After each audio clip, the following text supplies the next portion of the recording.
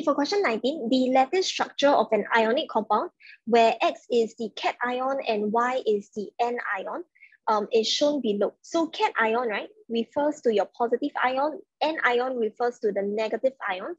So which of the following could possibly be the ionic compound shown above? Okay, if you look at this lattice structure on the left, right, it's actually similar to that of NaCl. Okay, I've attached the lattice structure diagram for NaCl on the right hand side.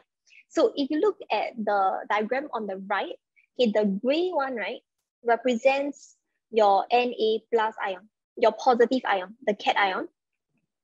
And the green one represents your Cl minus ion, which is the anion. So if you focus on just this central Na plus, right, okay, you'll notice that it is bonded to 1, 2, 3, 4, 5, and 6 Cl minus ion.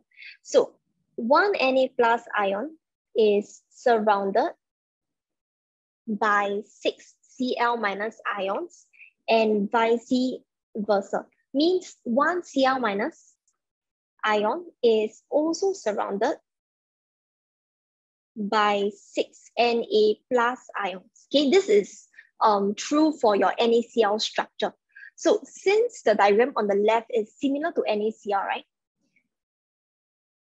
Okay, in terms of the ratio of your positive and your negative ion, okay, so they say 1 Na plus surrounded by 6 Cl, 1:6. And 1 Cl minus is also surrounded by 6 Na plus. So if I were to combine these two ratios together, I will get 6:6. Okay, I multiply to get the ratio, which will give you 1:1 ratio. That's why the chemical formula for NaCl is, it's NaCl, the ratio is 1:1. Okay, so Na plus and Cl minus ratio is 1:1. So this is the ratio that I'm looking out for in this question. So if you look at option A, right, NaBr, Na plus and Br minus, the ratio is 1:1, which is true. Okay, so answer for this question is option A. But let's look at option B, Li2O. The ratio of Li plus and O2 minus, right, is 2:1. Okay, because of this 2:1. Then for option C, MgCl2, the ratio of Mg2 plus and Cl minus is 1:2. And for option D, right, the ratio of Fe3 plus and F minus is 1:3.